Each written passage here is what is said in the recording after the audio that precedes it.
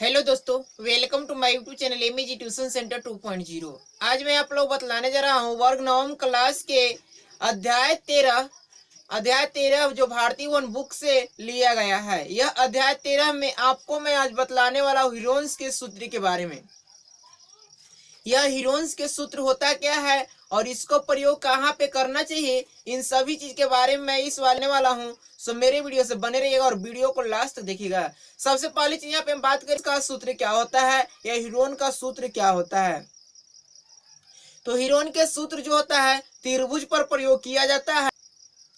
तो सबसे पहली चीज हम यहाँ पे बात करते हैं जैसे कि हीरोन्स का सूत्र में त्रिभुज। तो त्रिभुज क्या होता है इसके बारे में आपको थोड़ी सी जानकारी दे देता हूँ, इसके बाद में हम लोग चैप्टर पे बढ़ेंगे। सबसे पहली चीज त्रिभुज की बात करें तो त्रिभुज होता है क्या, त्रिभुज को हम किस प्रकार से डिफिनेशन दे सकते हैं, कैसे त्रिभुज बनता है, त्रिभुज में कितने शीर्ष होते हैं, कितने कोण होते हैं और कितनी भुजाएं होती है, और त्रिभुज के टोटल कोणों का जो कितना होता है, इन सभी चीज के मैं बारे में थोड़ी सी जानकारी दे देता हूँ। सबसे पहली चीज बात करें हम त्रिभुज की, तो त्रिभुज जो होता है तीन रेखाओं से घिरे हुए क्षेत्र को हम त्रिभुज कहते हैं। जैसे कि यहाँ पे तीन रेखा हो गया, एक रेखा ए वाला हो गया, इसका हम नाम देंगे ए बी, दूसरा रेखा हो गया ए वाला बी सी, और तीसरा रेखा हो गया ए सी।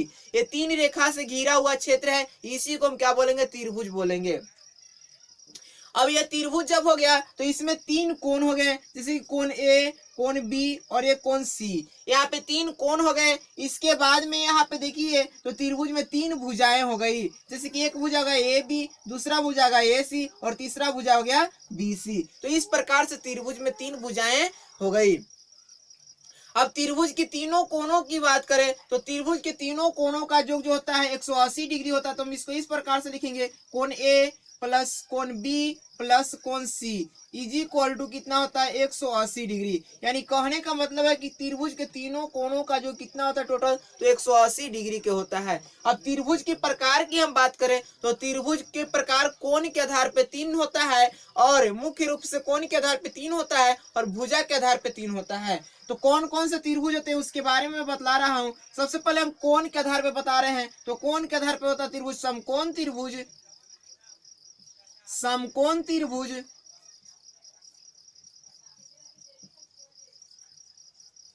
दूसरा होता है न्यून कोण त्रिभुज,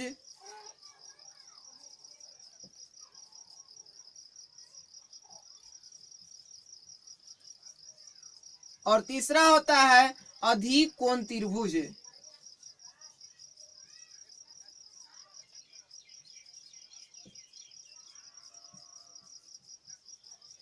तो कोण के आधार पे त्रिभुज तीन प्रकार के होते हैं, और भुजा के आधार की बात करें तो भुजा के आधार पे भी त्रिभुज तीन प्रकार के होते हैं। जैसे देखिए भुजा के आधार पे किस प्रकार से होता है, तो भुजा के आधार पे त्रिभुज जो होता है, सबसे पहले हम यहाँ पे देते हैं भुजा के आधार पे त्रिभुज। तो भुजा के आधार पर त्रिभुज तीन प्रकार के होते हैं।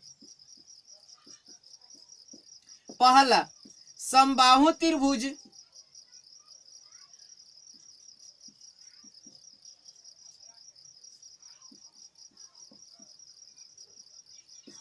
दूसरा विषमबाहु त्रिभुज,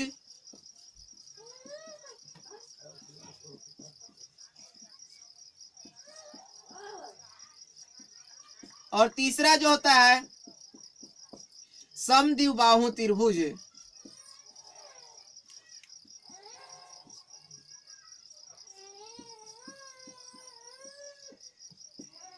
तो कोण के आधार पे हम आपको बताया त्रिभुज तीन प्रकार के, पहला समकोण त्रिभुज, दूसरा न्यून कोण त्रिभुज, तीसरा अधिक कोण त्रिभुज। और भुजा के आधार पे बताया क्या क्या तीन त्रिभुज, पहला समबाहु त्रिभुज, दूसरा विषमबाहु त्रिभुज और तीसरा समद्विबाहु त्रिभुज। अब देखिए कि इन सबको कैसे हम पता करेंगे कौन सा समकोण त्रिभुज होगा, कौन सा न्यून कोण त्रिभुज होगा और कौन सा जो है अधिक कोण त्रिभुज होगा। इसके बाद में ये भी जानना है कि कौन सा समबाहु त्रिभुज होगा, कौन सा विषमबाहु त्रिभुज होगा और कौन सा समद्विबाहु त्रिभुज होगा। सबसे पहले चीज हम बात करें समकोण त्रिभुज की, तो समकोण त्रिभुज होता है जिसका एक कोण 90 डिग्री का होता है, बाकी दो कोण न्यून कोण होते हैं, वैसे त्रिभुज को हम समकोण त्रिभुज कहेंगे।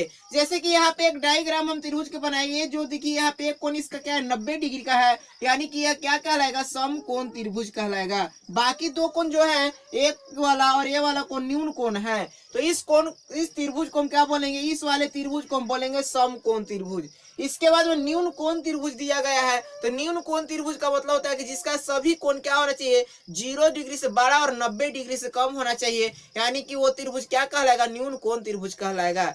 इसके बाद यहाँ पे दिया अधिक कोण त्रिभुज। तो अधिक कोण त्रिभुज क्या होगा, तो अधिक कोण त्रिभुज वैसे त्रिभुज को हम कहते हैं जिसका कोण जो होना चाहिए, देखिए अधिक कोण का मतलब क्या होता है, तो अधिक कोण का मतलब है कि 180 डिग्री से क्या होना चाहिए, कम होना चाहिए और 0 डिग्री से बड़ा होना चाहिए।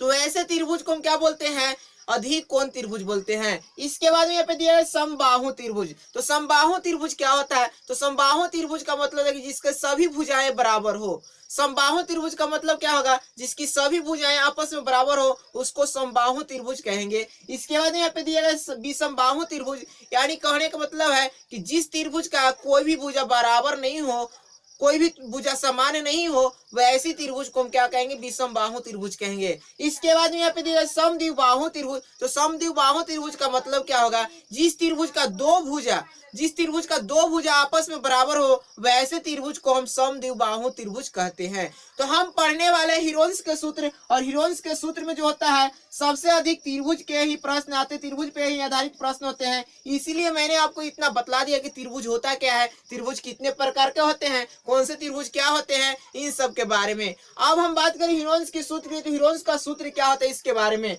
तो कोई त्रिभुज हम लेते हैं, उस त्रिभुज में देखिए क्या करना होता है, या तो आपको क्षेत्रफल ज्ञात करने के लिए आएगा, या तो परिमाप ज्ञात करने के लिए आएगा।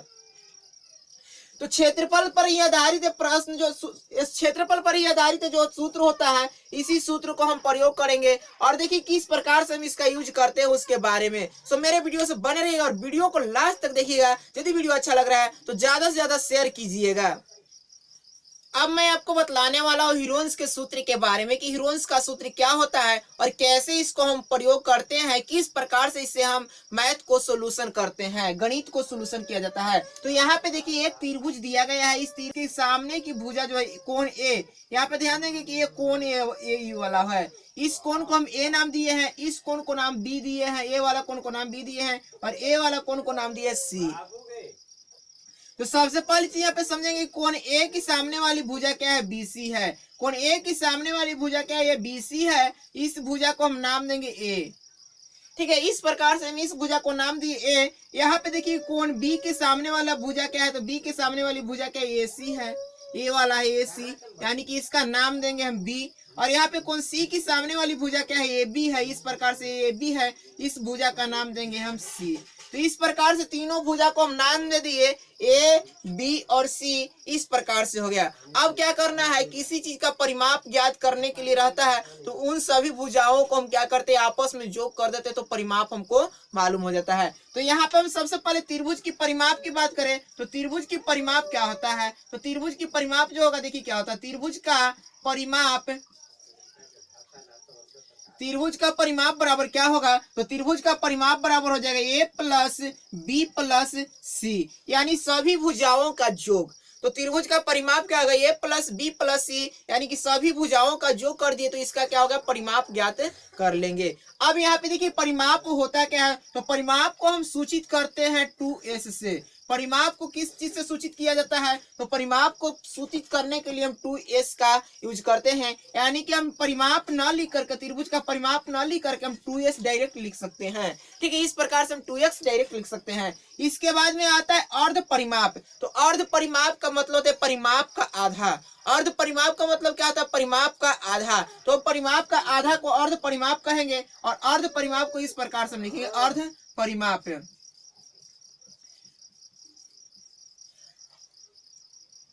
अर्ध परिमाप, तो अर्ध परिमाप बराबर क्या हो जाएगा, ए प्लस बी प्लस सी, यानी कि सभी भुजाओं का योग करेंगे और इसको आधा कर देंगे, तो क्या हो जाएगा, अर्ध परिमाप हो जाएगा, यानी कि ए प्लस बी प्लस सी बटा 2। ये क्या हो गया, अर्ध परिमाप हो गया। और अर्ध परिमाप को अब हम किस चीज से सूचित करते हैं, इसके बारे में जानिए। तो अर्ध परिमाप को हम एस से सूचित करते हैं। अर्ध परिमाप को किससे सूचित किया जाता है, एस से सूचित किया जाता है। एस से, एस बराबर हम डायरेक्टली जानेंगे कि क्या होता है, अर्ध परिमाप होता है। ये क्यों बता बताया जा रहा है, इसके बारे में आगे आपको जानकारी मिल जाएगा। चलिए अब देखते हैं इसके आगे क्या होता है। इतना हम जान गए कि परिमाप बराबर क्या होता है, तो परिमाप को हम सूचित करते हैं 2s से, और परिमाप बराबर क्या होता है, तो a plus b plus c, यानी सभी भुजाओं का योग। इसके बाद यहाँ पे अर्ध परिमाप बराबर क्या होगा, तो a plus b plus c बटा 2। अर्ध परिमाप को सूचित किस चीज से करते हैं, तो s से सूचित किया जाता है इसको। अब यहाँ पे आता है हीरोन्स के सूत्र क्या।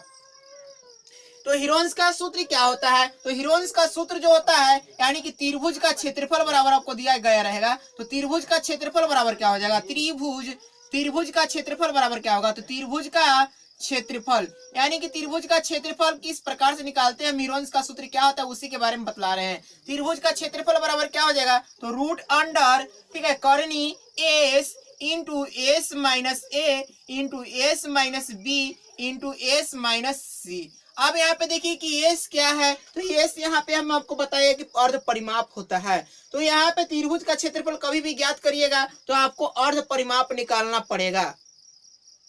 हीरोन्स के सूत्र से अब कभी भी त्रिभुज का क्षेत्रफल ज्ञात करेंगे तो उसमें क्या करना पड़ेगा, आपको अर्ध परिमाप ज्ञात करना ही पड़ेगा, क्योंकि यहाँ पे दिया ही गया है एस करनी एस इंटू एस माइनस ए, एस माइनस बी और एस माइनस सी। यही होता है हीरोन्स का सूत्र। इसी के प्रयोग से आपको एग्जाम में या कहीं भी बुक में दिया गया रहेगा कि हीरोन्स का सूत्र प्रयोग करके आप त्रिभुज का क्षेत्रफल ज्ञात करें। तो इस प्रकार से हम ज्ञात करते हैं। अब चलिए मैं आपको प्रश्न के माध्यम से सारे एक्सरसाइज के माध्यम से कुछ प्रश्न को हल करवाऊंगा और उसी से आपको डीपली समझाता हूँ। अब मैं इस उदाहरण के माध्यम से आपको बतलाने वाला हूँ कि किस प्रकार से आप किसी भी त्रिभुज का हीरोन्स के सूत्र को प्रयोग करके क्षेत्रफल ज्ञात कर सकते हैं। जैसे कि यहाँ पे दिया गया एक समद्विबाहु त्रिभुज का परिमाप 30 सेंटीमीटर है। यहाँ पे दिया गया जो है कि एक समद्विबाहु त्रिभुज का परिमाप कितना है, 30 सेंटीमीटर है। इसके बाद में आगे दिया और उसकी बराबर भुजाएं 12 सेंटीमीटर लंबाई की है, और बराबर भुजाएं जो है 12 सेंटीमीटर लंबाई की है। इस त्रिभुज का क्षेत्रफल ज्ञात कीजिए। तो इस त्रिभुज का क्षेत्रफल ज्ञात करना है, मैं आपको इसको हीरोन्स के सूत्र का प्रयोग करके त्रिभुज का क्षेत्रफल ज्ञात करके बतला रहा हूँ। सबसे पहली चीज यहाँ पे दिया गया जो है एक समद्विबाहु त्रिभुज दिया गया है। क्या दिया गया, समद्विबाहु त्रिभुज। यहाँ पे हम लिखेंगे हल और बनाएंगे सबसे पहले डायग्राम किस चीज का बनाना है, समद्विबाहु त्रिभुज का बनाना है। तो यहाँ पे हम समद्विबाहु त्रिभुज के डायग्राम बना लेते हैं। इसका नाम देते ए बी और सी, इस प्रकार से हम नाम दे दिए। समद्विबाहु त्रिभुज का मतलब बतलाया था कि जिसकी दो भुजाएं बराबर हो। जैसे कि ए बी भुजा किसके बराबर होगा, ए सी के बराबर होगा, तो ये समद्विबाहु त्रिभुज हो गया। यहाँ पे प्रश्न में दिया गया है, क्या है प्रश्न में दिया गया है, प्रश्न में से, तो प्रश्न में क्या दिया गया है, तो प्रश्न में दिया गया है कि उसकी बराबर भुजाएं 12 सेंटीमीटर है। बराबर भुजाएं कितना, 12 सेंटीमीटर है, यानी कि ए बी बराबर क्या हो जाएगा, ए सी। तो यहाँ पे हम लिख सकते हैं ए बी बराबर किसके, ए सी के, और ए बी बराबर ए सी का मतलब कितना, तो एक भुजा यदि 12 सेंटीमीटर का है तो दूसरे भुजा भी 12 सेंटीमीटर का हो जाएगा, यानी कि 12 बराबर क्या हो जाएगा, 12। इस प्रकार से ए बी बराबर ए बी का मान कितना हो गया, 12, और ए सी का मान कितना हो गया, 12 हो गया। अब यहाँ पे देखिए कि ए बी बराबर कितना, 12 सेंटीमीटर हो गया, और ए सी बराबर के भी क्या हो गया, 12 सेंटीमीटर हो गया। तो अब क्या करना है, भुजा बेसी को हमको ज्ञात करना है, भुजा बीसी को क्या करना है, ज्ञात करना है। जब भुजा बीसी ज्ञात करना है तो इसके लिए सबसे पहले यहाँ पे दिया गया और क्या दिया गया, परिमाप बराबर। तो यहाँ पे हम लिखेंगे परिमाप